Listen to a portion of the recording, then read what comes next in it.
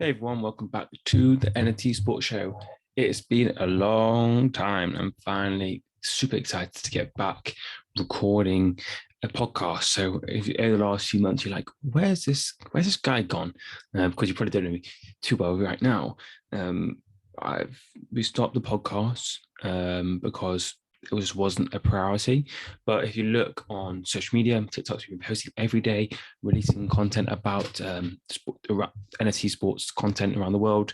We talked about the positives, we looked at the mistakes and so on. So we're still posting content on our TikTok, Nftlevy, on Instagram, on YouTube, and we have now released a website which you're going to be able to see a visual for a written form. So if you want to see if you want to listen to the podcast, here you go. If you want to do short form, you get to check out my TikTok and Instagram and YouTube.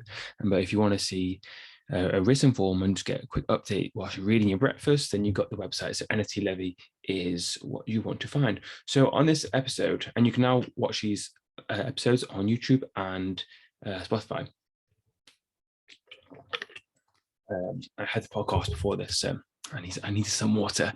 So this episode, I'm just going to talk about some things which are happening in the current news this last week. We've got a few ideas on what we can do in the next few months on this podcast, this new series, I would say. I would say new series because first time we've done it, that's the second time. And I want to be able to talk about some, like we'll talk about maybe at crypto.com and their sports highlights, maybe so rare, maybe a few others, and talk about what's gone well and what's gone hasn't maybe gone well, and like big trades and so on. So we're getting a bit more detailed instead of just me giving the brief information of what it is. So we're gonna discuss it, but we're still gonna bring news.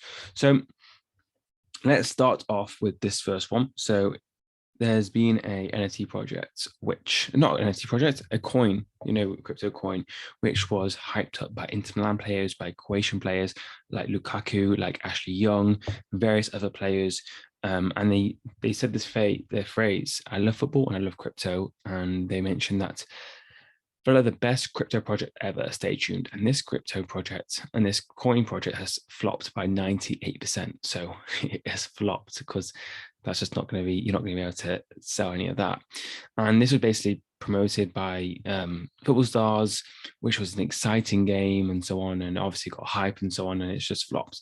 So it's just really, really important for you, whoever you are, even though these footballers are respectable, they're well known, they play top tier football, they're getting paid a lot of money just to promote it, and they probably don't know much about it. So yes, as much as I love for, NFTs and sports, you still got to do research, whoever it is, even though they're very well known, even though you may respect them as a person, maybe they're not the best person for them to go to for Web3 type of advice. So be careful. It's just been important to be careful who you listen to. The next one is if you are in the UK, it's quite exciting. So at the end of the last year, the Premier League, so a few months ago, Tottenham Hotspur were in talks about starting a new revenue stream and, looking at NFTs and obviously looking at more ways to create revenue. And the Tottenham Hotspur chief commercial officer says he may be interested in the NFT potentially. However, we've seen Liverpool Football Club enter the NFT space, and that wasn't the most successful project ever. And it's just they probably looked at that and like, you know what can we do to make it better? And I'll tell you what you need to do. You need to educate your fans. You need to educate why people should buy an NFT. Make it for them. Like the opportunity of the Liverpool one was literally just an NFT of digital goods, and it was just out of the blue. They had a few media things a few weeks ago, and then boom, done. If you look at any successful project, or 90% of the successful projects, some of them just do really, really well, but and 90% of the successful projects, what did they have before? They had a Discord. They were educating people. They're like, what is an NFT? But a lot of these fans, they have no clue what it is. It's the first time I hear it. Of course, it's going to be like a big no-no with this. So if actually football clubs actually educated their fans on like, what's the why behind this, and actually made it a more of a trustful thing, it's really good. I still think that the Liverpool one, NFC, will be really, really good in years to come, because once more people do have the knowledge and education, they can look back, oh, I need to get one of these whilst they're still available before they sell out. I still think it'll be fine. But I just think there's a lack of education in this NFT space between clubs and players and fans. Next one is Magic Johnson. Magic Johnson. I don't know why I do have a speech disorder, so sometimes I do pronounce things incorrectly.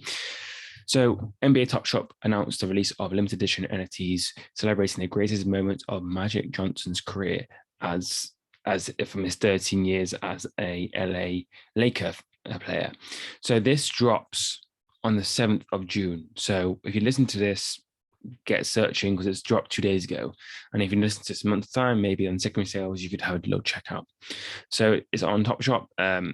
It's basically just partnered with Top Shop, Magic Johnson, basically celebrating his moments. So that's going to be quite exciting, good for the sports, good for NBA Top Shop, and another way to celebrate history. The fourth one, which is really, really interesting, is, and I don't know how this is going to work, but this is quite, what I'm more interested about this is the competition we have here. So the NFL introduced an NFT-based video game. I have no clue how this is going to work. I want to read into it, but the NFL and an NFT company partnered with, they partnered together to create a game which won't launch until 2023. But basically, fans will have the opportunity to purchase 32 limited quantity 3D NFT themes, NFTs, which would basically drop in the game. Is that going to be Madden? I don't know. I think it will just do it to the real life game. The game will allow fans to compete as a general manager of a team in a fantasy styled environment whilst assembling rosters with NFTs as a favorite player through a play and own system. So it's going to be like the fantasy football. I don't know how it's a video game, but it's going to be introduced like a fantasy football with NFT. And what this has done is it's kind of like competed with Sorare. So Sorare have done exactly the same thing with baseball, but basically, so Sorare and baseball doing it, so MLS, LB, and then Major League Baseball, and now the NFL with another NFT company are doing the same thing. So that's kind of how the future holds. So there's going to be more Sorare, there's going to be more digital fantasy football, and so on. So that's quite exciting. So yeah, there are 4 things I want to update. Let's keep it a short, sweet podcast episode this week. Super excited to check out more, but if you haven't checked out already, make sure to check out the TikTok, Instagram, Nftlevy. Make sure to check out the website, nftlevy.com.